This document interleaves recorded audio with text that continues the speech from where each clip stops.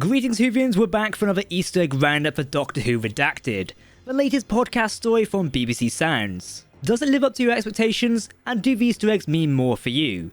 Either way, we're going to be diving in and exploring what we get in episode 2. Welcome to Tardis Central, I'm your host Jack, and let's get straight into it.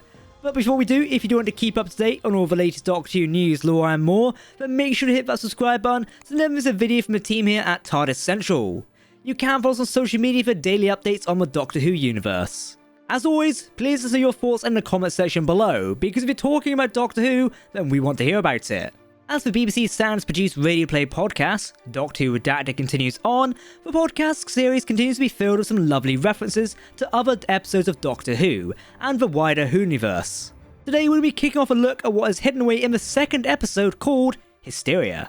The episode kicks off with a reference, with Abby mentioning the usage of a saying, "Trust me, I'm a doctor." This phrase was used by the 11th Doctor in his first story, The 11th Hour, when reassuring the young Amelia Pond, and he continued to use it thereafter, though typically amending it slightly to, "Trust me, I'm the doctor." Oh well, what's the use of a good saying if you can't change it a little? Sean again makes mention of the Sheffield police, and that they're looking for the doctor in relation to two missing people. These two missing people in fact being Graham O'Brien and Ryan Sinclair, as noted in the previous episode.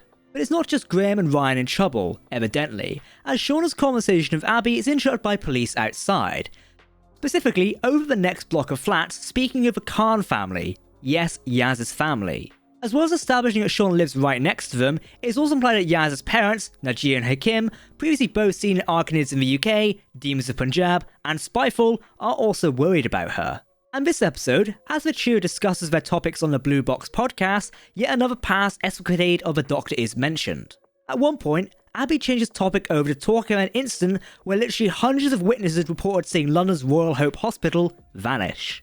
This, of course, refers to the events of Smith and Jones in Series 3, where the Royal Hope Hospital, in which Martha Jones is studying, was taken from Earth suddenly. It had in fact been dropped onto the moon with an oxygen bubble, so that the Shadow Proclamation space enforcers, called the Jadoon, could legally work away through the building in search of an alien fugitive. Of course, this left onlookers on Earth very confused, including Martha's sister, Tish, who had been heading there to meet Martha for lunch, and had caught the attention of the news. The 10th Doctor had however also been in the building, having snuck in under the pretense of being ill, so that he could discover the reason for plasma coil activity around the hospital. Having fought it down to some external misbehaviour, it had been the Jadoon preparing to steal the hospital away for investigation. Ultimately, the Doctor and Martha were able to stop the fugitive, a plasmavore, and their own plan to use the hospital's MRI scanner as a weapon. They also got the Jadoon to leave and return to the hospital before everyone would have died of oxygen starvation.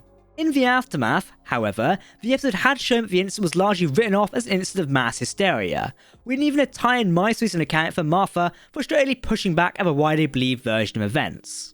One of these individuals who also spoke out about the events was a young fellow trainee called Oliver Morgenstern. Surviving the ordeal in Smith and Jones, he'd spoken to the news crew present about the events that had unfolded. Later, the book, The Secret Lives of Monsters, would slyly indicate that the young Morgenstern had gone on to write a book, Accidental Moon, about his experiences with an excerpt of a book being presented within.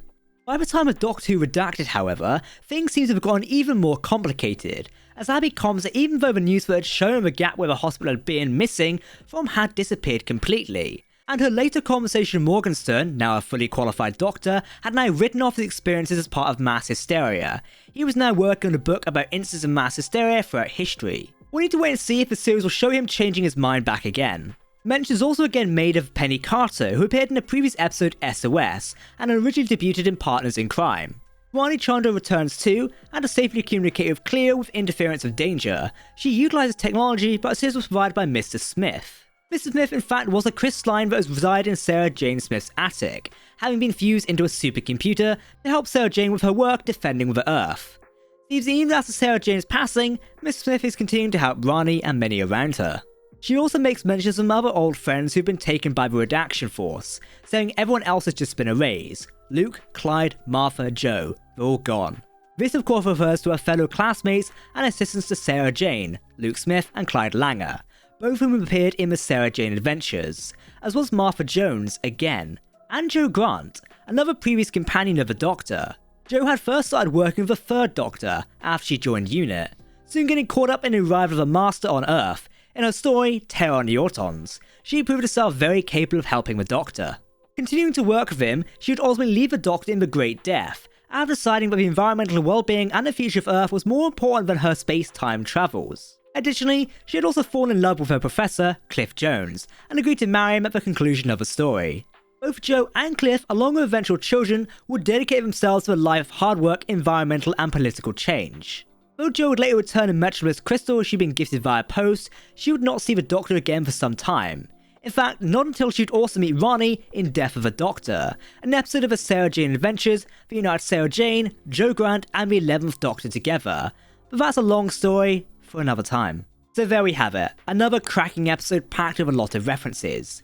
Did you know all of these? Was any of it a surprise to you? Or do you think we perhaps missed something? We'd love to hear your thoughts in the comments section below, because if you want to keep up to date on all the latest Doctor Who news, lore and more, then make sure to hit that subscribe button to never miss a video here on the Tardis Central channel. You can also follow us on social media or join our community Discord server. For now, I've been Jack, thanks for watching, and providing we still have been redacted from reality, we'll see you next week.